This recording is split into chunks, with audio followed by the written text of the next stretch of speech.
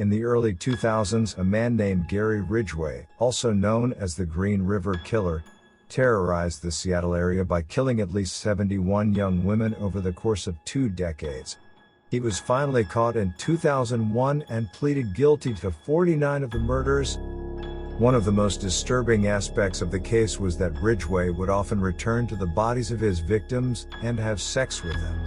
He would also leave some of their bodies in public places, including a baseball field and a busy street corner. Even more chilling, Ridgway had a wife and a teenage son during the time he was committing these murders. His wife later revealed that he would often leave in the middle of the night, claiming he'd be going fishing, but would actually be out looking for victims.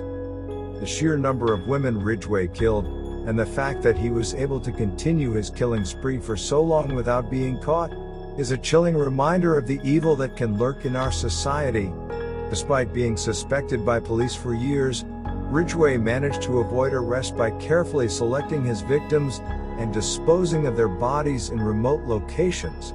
He even passed a polygraph test in 1984 and continued killing for many years after that. It wasn't until 2001, when advances in DNA technology allowed investigators to link him to some of the murders, that Ridgway was finally caught.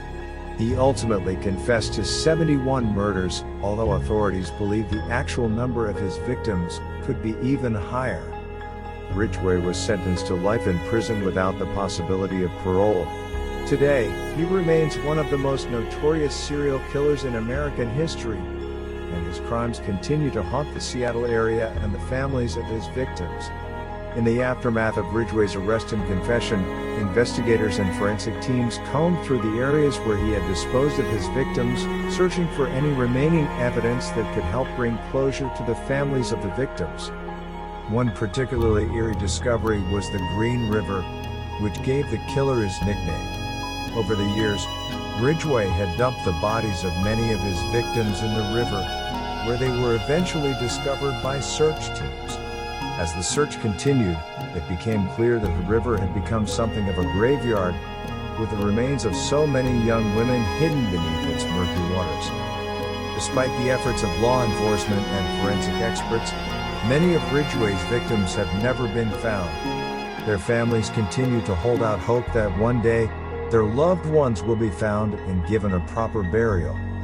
The story of the Green River Killer is a chilling reminder of the darkness that can exist in human beings, and the devastating impact that one person's actions can have on so many lives.